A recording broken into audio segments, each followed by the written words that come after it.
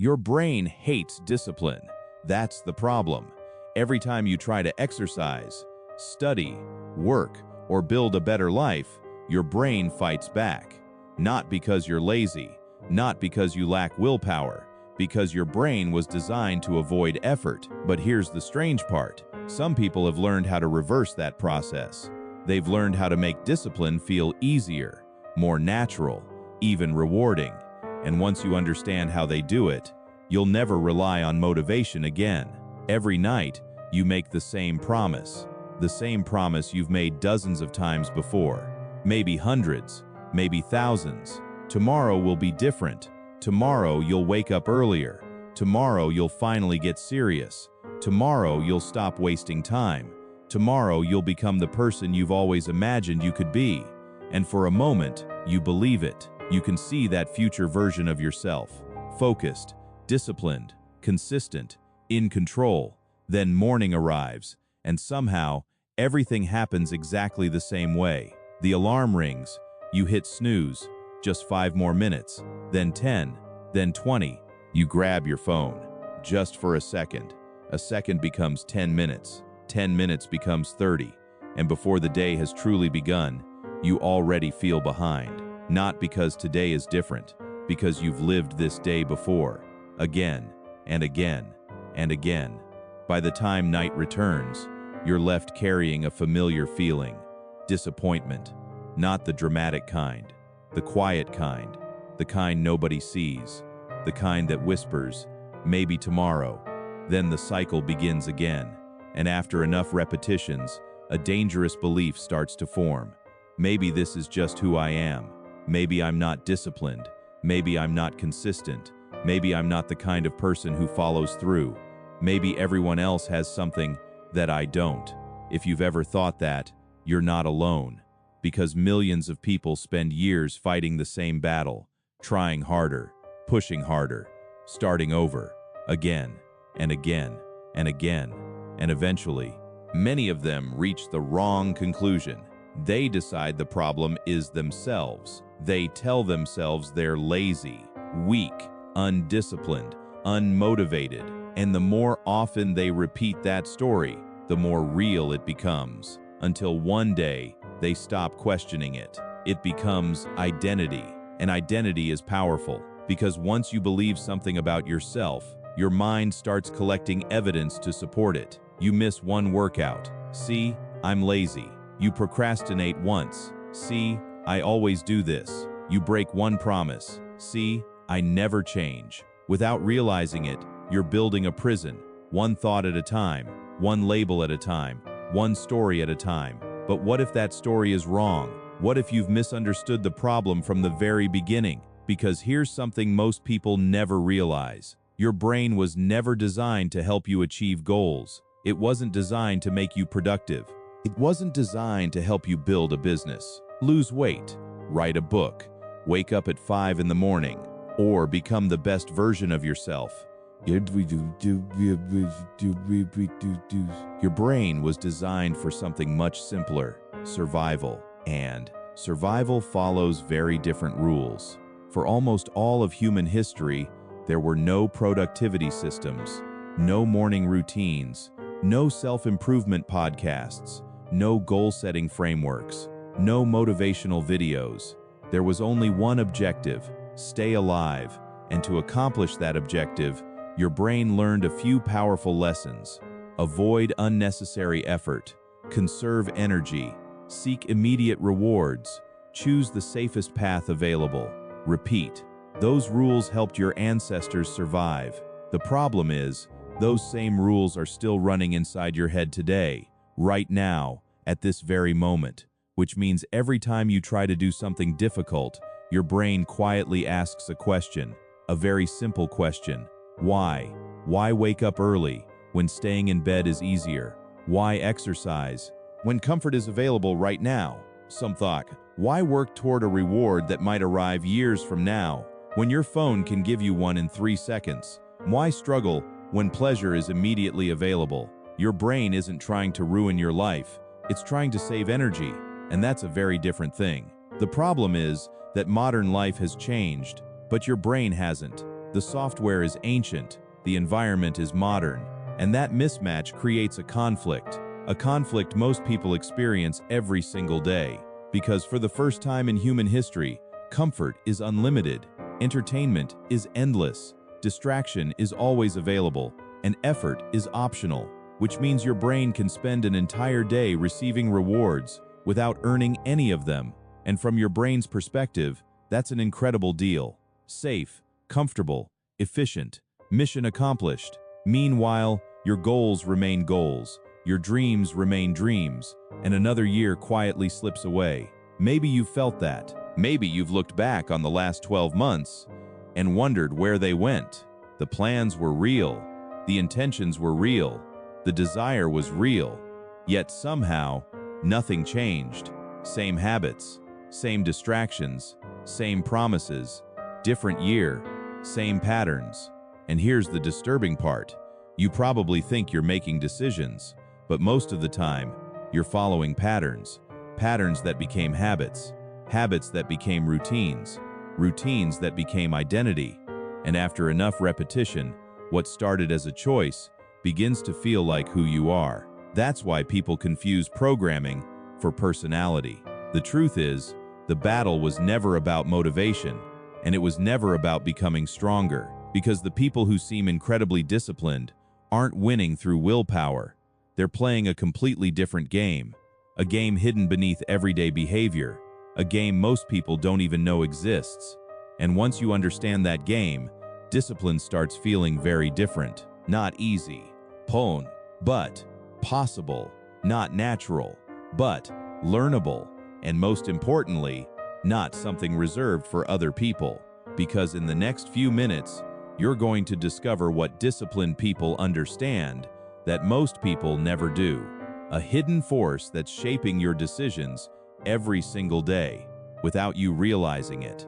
And once you see it, you'll never look at your habits the same way again. Because the real enemy isn't laziness, it isn't procrastination, and it isn't you. It's something far more powerful, something invisible, something ancient, something that's been quietly controlling your behavior for years. And once you understand it, you can finally stop fighting your brain and start using it. Because the truth is, discipline isn't a willpower problem, it's a design problem. And if that's true, then something else must be controlling your behavior. Something hidden, something ancient, something that's been running in the background your entire life. Imagine this. Imagine waking up tomorrow exactly where you are today. Same habits, same routines, same distractions, same excuses. Nothing changes.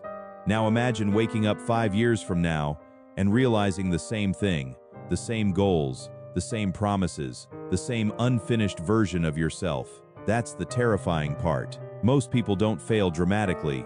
They drift, quietly, almost invisibly. One postponed workout, one delayed conversation, one abandoned project, one more promise moved to tomorrow, and then another, and another, until one day, they look back and realize years have disappeared, not because they made one terrible decision, but because they repeated thousands of small ones. That's how potential disappears, not through catastrophe, through repetition. And if we're being honest, you already know what you should be doing. Most people do. You know you should exercise. You know you should focus. You know you should spend less time scrolling. You know you should start that project. You know you should stop waiting. The information isn't the problem. The question is, why don't you do it? Why does doing the right thing often feel harder than doing the wrong thing? Why does comfort win so often, even when growth is what you truly want? The answer begins with a truth most people never hear.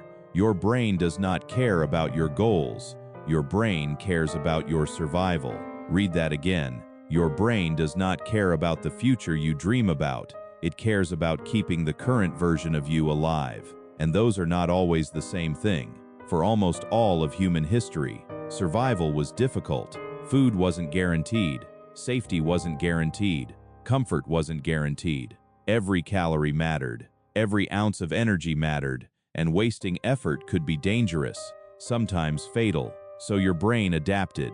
It became efficient, very efficient. It learned to conserve energy whenever possible, to seek rewards whenever possible, to avoid unnecessary effort whenever possible, and to repeat whatever worked, again and again and again. That strategy helped your ancestors survive for thousands of years. It was brilliant. The problem is, your brain is still running the same software. The world changed. Your brain didn't. Today, you can receive rewards without effort, entertainment without waiting, pleasure without struggle, comfort without earning it. And your brain loves that. Not because it's trying to ruin your future, because from its perspective, everything is working perfectly. You're safe, you're comfortable, you're conserving energy. Mission accomplished. That's when I realized something disturbing. The brain isn't designed to make you successful. It's designed to make you efficient. And those are not the same thing.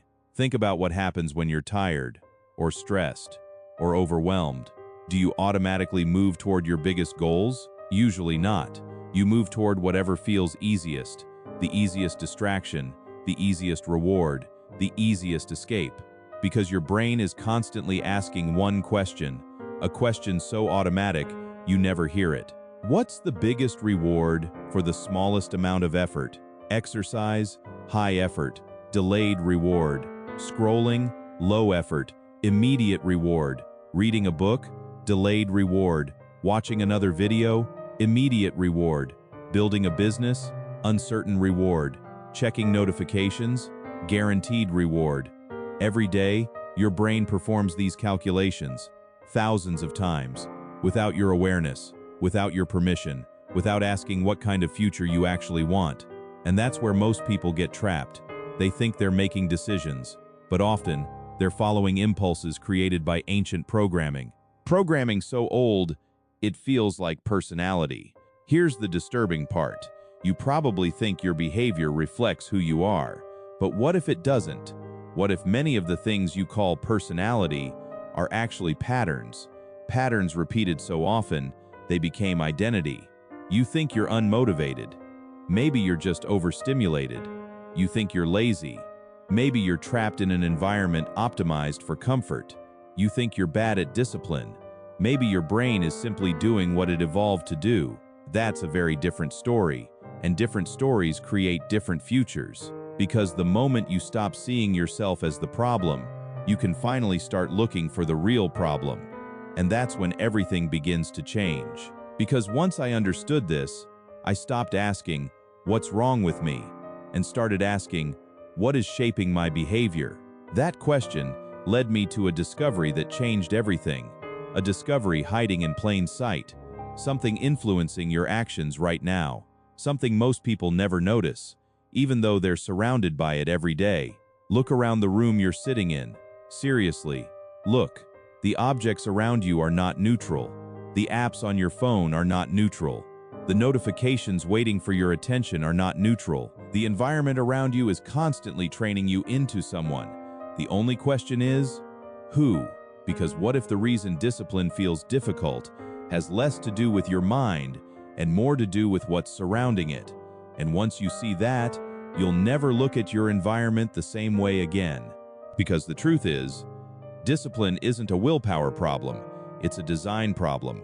And if that's true, then something else must be controlling your behavior. Something hidden, something ancient, something that's been running in the background your entire life. You'll imitilo. Imagine this. Imagine waking up tomorrow exactly where you are today. Same habits, same routines, same distractions, same excuses. Nothing changes. Now imagine waking up 5 years from now and realizing the same thing, the same goals, the same promises, the same unfinished version of yourself. That's the terrifying part. Most people don't fail dramatically. They drift, quietly, almost invisibly. One postponed workout, one delayed conversation, one abandoned project, one more promise moved to tomorrow, and then another, and another, until one day, they look back and realize years have disappeared. Not because they made one terrible decision, but because they repeated thousands of small ones. That's how potential disappears, not through catastrophe, through repetition. And if we're being honest, you already know what you should be doing. Most people do. You know you should exercise. You know you should focus. You know you should spend less time scrolling. You know you should start that project. You know you should stop waiting. The information isn't the problem. The question is, why don't you do it? Why does doing the right thing often feel harder than doing the wrong thing? Why does comfort win so often, even when growth is what you truly want? The answer begins with a truth most people never hear. Your brain does not care about your goals. Your brain cares about your survival. Read that again. Your brain does not care about the future you dream about. It cares about keeping the current version of you alive. And those are not always the same thing. 4. For almost all of human history, survival was difficult. Food wasn't guaranteed. Safety wasn't guaranteed. Comfort wasn't guaranteed. Every calorie mattered. Every ounce of energy mattered, and wasting effort could be dangerous, sometimes fatal. So your brain adapted. It became efficient, very efficient. It learned to conserve energy whenever possible, to seek rewards whenever possible, to avoid unnecessary effort whenever possible, and to repeat whatever worked, again and again and again. That strategy helped your ancestors survive for thousands of years. It was brilliant. The problem is, your brain is still running the same software. The world changed, your brain didn't. Today, you can receive rewards without effort, entertainment without waiting, pleasure without struggle, comfort without earning it, and your brain loves that. Not because it's trying to ruin your future, because from its perspective, everything is working perfectly. You're safe, you're comfortable, you're conserving energy, mission accomplished. That's when I realized something disturbing. The brain isn't designed to make you successful, it's designed to make you efficient, and those are not the same thing. Think about what happens when you're tired, or stressed, or overwhelmed. Do you automatically move toward your biggest goals? Usually not. You move toward whatever feels easiest, the easiest distraction, the easiest reward, the easiest escape, because your brain is constantly asking one question, a question so automatic you never hear it. What's the biggest reward for the smallest amount of effort? Exercise? High effort. Delayed reward. Scrolling? Low effort. Immediate reward. Reading a book? Delayed reward. Watching another video? Immediate reward. Building a business? Uncertain reward. Checking notifications? Guaranteed reward. Every day, your brain performs these calculations, thousands of times, without your awareness, without your permission, without asking what kind of future you actually want. And that's where most people get trapped. They think they're making decisions, but often they're following impulses created by ancient programming so old, it feels like personality. Here's the disturbing part. You probably think your behavior reflects who you are, but what if it doesn't? What if many of the things you call personality are actually patterns? Patterns repeated so often, they became identity. You think you're unmotivated. Maybe you're just overstimulated. You think you're lazy. Maybe you're trapped in an environment optimized for comfort. You think you're bad at discipline. Maybe your brain is simply doing what it evolved to do. That's a very different story, and different stories create different futures. Because the moment you stop seeing yourself as the problem, you can finally start looking for the real problem, and that's when everything begins to change. Because once I understood this, I stopped asking, "What's wrong with me?" and started asking, "What is shaping my behavior?" That question led me to a discovery that changed everything. A discovery hiding in plain sight. Something influencing your actions right now. Something most people never notice, even though they're surrounded by it every day. Look around the room you're sitting in. Seriously, look. The objects around you are not neutral. The apps on your phone are not neutral. The most disciplined people in the world aren't constantly making better decisions. They're turning good decisions into automatic ones, and that changes everything. Because every time you rely on motivation, you're gambling. You're hoping your future self will feel inspired, focused, energetic, ready to do the work. But motivation is unpredictable. Some days it's there, most days it isn't. Habits are different. Habits don't care how you feel. They don't ask for permission. They don't wait for motivation. They simply run. Think about brushing your teeth. You probably don't debate it every morning. You don't negotiate with yourself. You don't watch motivational videos before doing it. You just do it. Not because you're disciplined, because it's automatic. That's the true power of habits. They eliminate decisions, and every decision you eliminate reduces the chance of failure. Because decision-making is expensive, every choice drains mental energy. Every debate creates friction. Every moment of hesitation creates resistance. By the end of the day, most people aren't tired from working. They're tired from deciding. What should I eat? Should I exercise? Should I start now? Should I wait until later? Should I keep going? Should I quit? Hundreds of tiny decisions every single day. And eventually, your brain starts looking for shortcuts because that's what it was built to do.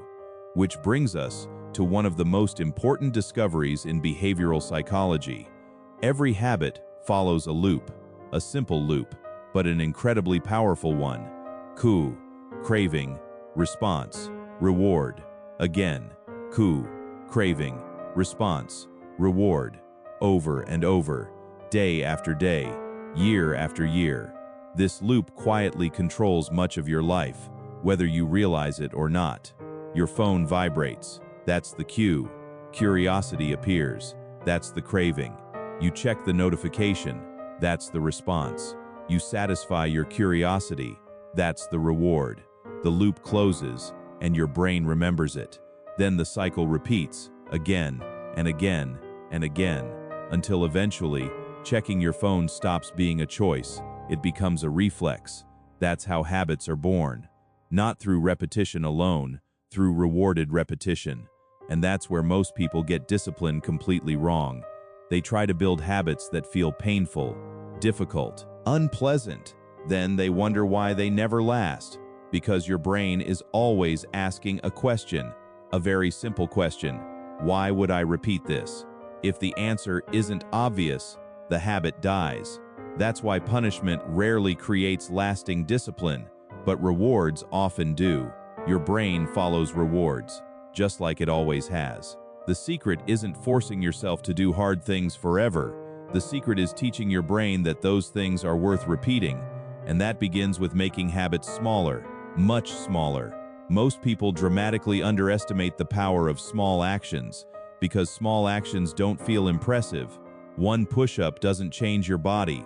One page doesn't write a book. One healthy meal doesn't transform your health. But that's not the point. The goal isn't progress. Not at first. The goal is repetition, because repetition creates familiarity, and familiarity reduces resistance. The first workout is difficult. The 10th feels easier. The 100th feels normal. Not because the workout changed, because your brain changed. The behavior became familiar, and familiar things feel safer. That's why the biggest mistake people make is focusing on outcomes too early. They obsess over results, weight lost, money earned, hours studied. Meanwhile, the truly important thing is happening underneath. Identity is being formed. Every action sends a message to your brain. Every repetition becomes evidence. Every completed habit casts a vote for the person you're becoming. One workout says, I'm someone who exercises. One page says, I'm someone who reads. One writing session says, I'm someone who creates. And eventually, those votes become beliefs. The behavior becomes identity. That's when discipline starts feeling different. Not easier, different. Because now you're no longer forcing yourself to act. You're acting in alignment with who you believe you are. That's one of the biggest psychological shifts you'll ever experience. Most people think, I'll believe it when I see results. But successful people often do the opposite. They believe it first, then they collect evidence. That's how identity is built, one vote at a time, which leads to a fascinating realization. The goal was never to become disciplined. The goal was to become the type of person for whom discipline feels normal, because normal behavior requires very little effort. Think about someone who exercises consistently. They don't wake up every morning asking, should I be healthy today? Just like you don't wake up asking, should I brush my teeth today? The action became part of who they are, and that's where real transformation begins. Not when behavior changes, when identity changes. But there's still one obstacle standing in the way.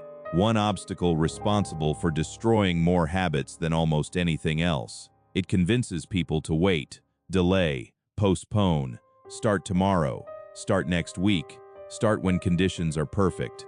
It's the reason countless goals never become reality, and most people misunderstand it completely. They call it laziness. But laziness isn't the real problem, not even close, because what you're about to discover may completely change the way you think about procrastination. And once you understand it, you stop fighting yourself and start fixing the real issue. Because what you're about to discover may completely change the way you think about procrastination. And once you understand it, you stop fighting yourself and start fixing the real issue. For years, I thought procrastination was a discipline problem. Maybe you did too. I thought procrastination meant I didn't care enough, didn't want it enough, wasn't serious enough, wasn't committed enough. Every unfinished project felt like evidence. Every delay felt like proof that something was wrong with me. And the more I procrastinated, the more guilty I felt. The more guilty I felt, the harder it became to start. And the harder it became to start, the more I procrastinated. It was a loop, a vicious loop, one that millions of people experience every single day without understanding what's actually happening. Because procrastination isn't usually a time management problem, it's an emotional management problem. Read that again. Procrastination isn't usually a time management problem, it's an emotional management problem. Think about the task you've been avoiding, the one that immediately came to mind. Maybe it's a business, maybe it's a difficult conversation, maybe it's studying, maybe it's going to the gym, maybe it's finally starting something you've wanted to do for years. Now ask yourself a question. What emotion appears when you think about that task? Stress, fear, uncertainty, overwhelm, self-doubt. Most procrastination begins there, not with laziness, with discomfort. And your brain hates discomfort. Remember what we talked about earlier? Your brain evolved to avoid unnecessary pain, to seek relief, to move away from things that feel threatening. The problem is, your brain often treats psychological discomfort the same way it treats physical discomfort. A difficult task feels uncomfortable, so your brain searches for relief. And what provides immediate relief?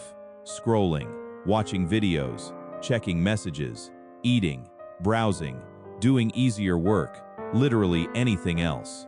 The task disappears for a moment, and with it, the discomfort disappears too. Your brain experiences relief, and relief feels rewarding. That's when procrastination becomes dangerous, because now your brain has learned something. Avoiding the task made the bad feeling go away, which means the next time discomfort appears, avoidance becomes even more likely. That's how procrastination becomes a habit. Not because you're lazy, because your brain learned a shortcut. And shortcuts are powerful. The strange thing is, most people don't procrastinate because they hate the task. They procrastinate because they hate the feeling associated with the task. That's a completely different problem, and different problems require different solutions. Imagine standing at the bottom of a mountain, looking all the way to the top. The goal feels enormous, overwhelming, intimidating. Your brain immediately notices the difficulty, the uncertainty, the effort required, and suddenly, doing nothing feels safer. That's why massive goals often create paralysis, not action, because your brain isn't looking at the first step, it's looking at the entire mountain, and the mountain feels impossible. That's when I learned one of the simplest psychological tricks I've ever encountered. Never focus on finishing, focus on starting. Not the whole workout, one exercise, not the whole book, one page, not the entire project, 5 minutes, just 5. Because something fascinating happens once you begin. The resistance starts to disappear. The anticipation was painful. The action often isn't. Not inferior, relatimus. Most people suffer more imagining the work than actually doing the work. Thompra. Think about the last task you procrastinated. How often did it turn out to be easier than you expected? How often did the fear disappear once you started? That's because your brain was reacting to uncertainty, not reality. And uncertainty is where procrastination thrives. The less certain something feels, the more resistance your brain creates, which is why clarity is one of the strongest antidotes to procrastination. Vague goals create resistance. Clear actions create movement. I need to get healthier. Vague. I will walk for 10 minutes after lunch. Clear.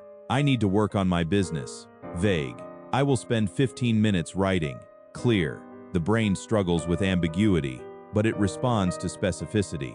That's why disciplined people often appear fearless. They're not. They simply reduce uncertainty. They make the next action obvious, and obvious actions get completed. The deeper I studied behavior, the more I realized something surprising. Action creates motivation far more often than motivation creates action. Most people believe motivation comes first, then action. But reality often works in reverse. You act, you make progress, you feel momentum. You make yours. You make yours. You make your. You make your. You make your. You make your. You make your. You make your. You make it. You make your tizaturi. You make. You make. You make your. You make. You maker. You make your. You make your. You make your. You make your. You entity. You make. You make a. You pony. You make your. Because the people who succeed long-term aren't relying on discipline. They're making discipline inevitable. And once you understand how they do that, you'll never think about consistency the same way again. Most people approach discipline backwards. They wake up every morning and ask, "Will I be disciplined today?" Think about that. Every day begins with a negotiation. Will I exercise? Will I focus? Will I do the work? Will I keep the promise? And every negotiation creates an opportunity to fail. That's why so many people feel exhausted before they've even started. They're constantly debating themselves, constantly deciding, constantly fighting, and eventually, the brain gets tired. When the brain gets tired, it defaults to what is easy, not what is important, what is easy. That's why relying on self-control is a dangerous strategy, because self-control is not an unlimited resource. It fluctuates. Some days you feel strong, some days you don't. Some days you feel motivated, some days you don't. Some days life is simple, some days life hits you from every direction. And if your success depends entirely on how you feel, your success becomes unstable. That's when I realized something fascinating. The most disciplined people rarely trust themselves. At first, that sounds strange, but think about it. They don't trust future motivation. They don't trust future energy. They don't trust future willpower. Instead, they trust systems. And systems never wake up feeling unmotivated. A system doesn't care about your mood. A system doesn't care about your excuses. A system simply continues.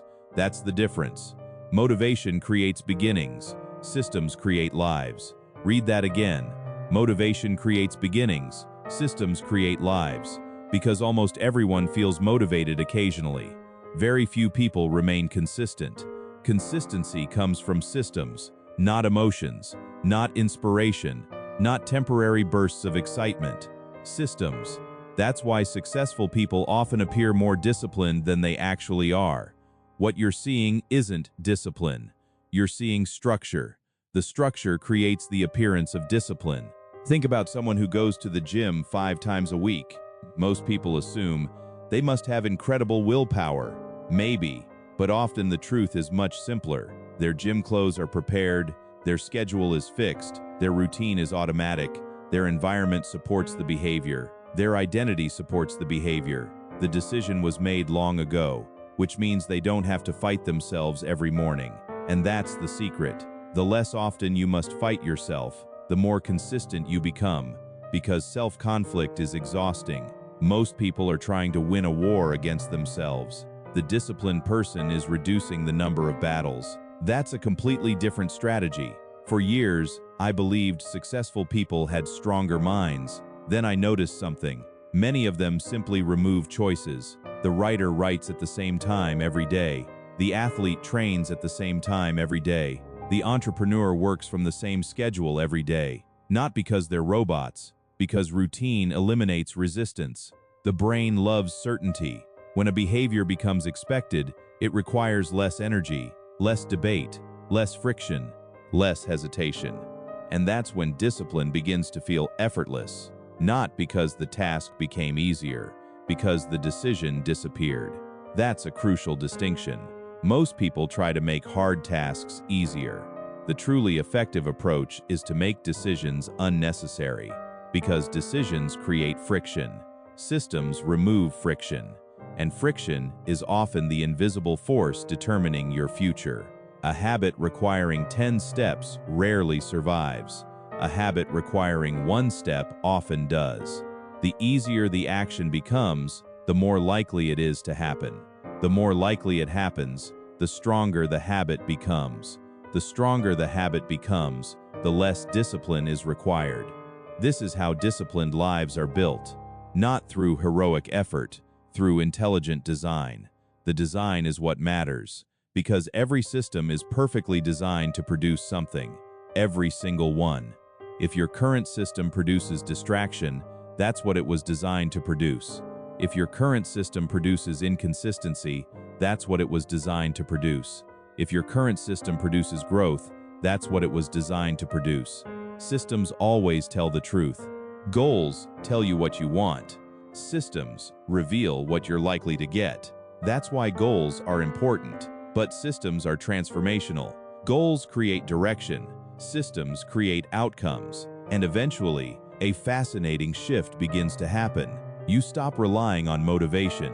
You stop waiting to feel ready. You stop asking yourself whether you should do the work. You simply do it, not because you're forcing yourself, because it's what your system produces. That's when discipline starts to disappear, not because you've failed, because you've transcended it. The behavior becomes automatic, normal, expected, part of daily life. And that's where most people misunderstand discipline completely. The ultimate goal isn't becoming more disciplined. The ultimate goal is needing less discipline, because the strongest system is the one that works even when motivation is absent, even when life becomes difficult, even when emotions become chaotic, even when everything inside you wants to quit. That's real consistency. And consistency eventually creates something far more powerful than habits, something deeper, something more permanent. Identity. Because after enough repetitions, you stop seeing yourself as someone who exercises. You become an exerciser. You stop seeing yourself as someone trying to write. You become a writer. You stop seeing yourself as someone trying to be disciplined. You become disciplined. Not through motivation, not through force, through repetition, through systems, through evidence. And once identity changes, everything changes. Because people don't act according to what they want, they act according to who they believe they are. That's why the final piece of this puzzle is the most important one, because the person you believe you are may be determining your future far more than your goals ever will. And once that belief changes, the struggle changes, the behavior changes, the results change, and eventually, your entire life changes. Because the most powerful transformation isn't learning how to do disciplined things, it's becoming the kind of person for whom disciplined things feel natural. And that's where our journey reaches its final lesson. The lesson hiding underneath everything we've discussed. The lesson that explains why some people change forever, while others spend their entire lives starting over. Fucking walk in Jamake. Because in the end, discipline was never really the point. Identity was. Because in the end, discipline was never really the point. Identity was. For most of my life, I believed change worked in a straight line. Set a goal, work hard, stay motivated, get results, become a different person. Simple, at least in theory. But reality rarely works that way, because goals don't change people, actions do, and actions repeated long enough become identity. That's the part most people miss. They spend years chasing outcomes. The perfect body, the successful business, the dream career, the ideal life. But underneath every outcome, there is a person, and until that person changes, the outcomes rarely last. Think about someone who wins the lottery. Many return to where they started. Think about someone who achieves a goal without changing their habits. Often the result disappears, because results can be temporary. Identity is not. Identity is the foundation, and foundations determine what can be built on top of them. That's why lasting transformation always happens twice. First internally, then externally. First in identity, then in behavior. Most people try to reverse that order. They try to force behavior, hoping identity will eventually follow. Sometimes it works, usually it doesn't. Because every day, your brain is asking a question, who am I? And every action you take answers that question. Every workout says something. Every promise kept says something. Every difficult choice says something. Every act of consistency says something. Not to the world, to you. Because your brain is always collecting evidence. Evidence about who you are. Evidence about what you're capable of. Evidence about what kind of future is possible. And eventually, those pieces of evidence become beliefs. The dangerous part is that this process happens whether you're aware of it or not. Every promise you break becomes evidence. Every excuse repeated becomes evidence. Every delay becomes evidence. And over time, those pieces of evidence can build an identity you never consciously chose. An identity that says, I'm lazy, I'm inconsistent, I'm not disciplined, I'm not the kind of person who follows through. The tragedy is that most people mistake accumulated evidence for absolute truth. But evidence can change. And when evidence changes, identity changes. That's why you don't need a completely different life tomorrow. You need a different vote today. Just one. One vote for the person you want to become. One workout, one page, one conversation, one difficult decision, one promise kept. That's how identities are built, not through dramatic transformations, through repeated evidence, again and again and again, until eventually the story begins to change. You stop saying, I'm trying to exercise, and start saying, I exercise. You stop saying, I'm trying to focus, and start saying, I focus. You stop saying, I'm trying to become disciplined, and start saying, I am disciplined. Not because you forced yourself, because you've accumulated enough evidence to believe it. That's when something remarkable happens. The struggle begins to disappear. Not completely, but significantly. Because you're no longer acting against your identity, you're acting from it. And behavior that aligns with identity feels natural. The behavior that fights identity feels exhausting. That's why two people can perform the exact same action and experience it completely differently. One person feels deprived, the other feels empowered. One person feels forced, the other feels aligned. The action is identical, the identity is different, and identity changes everything. That's why the ultimate goal was never to trick your brain. Not really. The ultimate goal was to understand it, because once you understand it, you stop blaming yourself for every struggle. You stop relying on motivation. You stop waiting for inspiration. You stop believing discipline is something other people were born with. And you start building systems, designing environments, creating habits, casting votes, one action at a time, until the person you want to become is no longer someone in the future. It's simply who you are. And that's the beautiful part. You don't need to transform your entire life today. You don't need perfect discipline. You don't need endless motivation. You don't need to feel ready. You only need the next vote, the next action, the next promise kept. Because one day, whether you realize it or not, your life will become the sum of what you repeated, not what you intended, not what you planned, not what you dreamed about, what you repeated. That's the terrifying part. And it's also the most hopeful, because repetition can be redesigned. Starting now, starting today, starting with the next decision you make after this video ends. So before you leave, I want you to think about one question. What is the first habit you're redesigning today? Not tomorrow, today. Because years from now, that answer may seem small, but it could become the first vote for an entirely different life. If this video helped you see discipline differently, let me know in the comments. And if you want more videos exploring the hidden psychology behind human behavior, consider subscribing, because motivation fades, but understanding lasts. And once you understand the forces shaping your behavior, you can finally stop being controlled by them and start using them to build the life you actually want. Remember this: you do not become what you wish for. You do not become what you plan. You do not become what you intend. You become what you repeatedly do. So choose carefully, because your future is being built, one repetition at a time.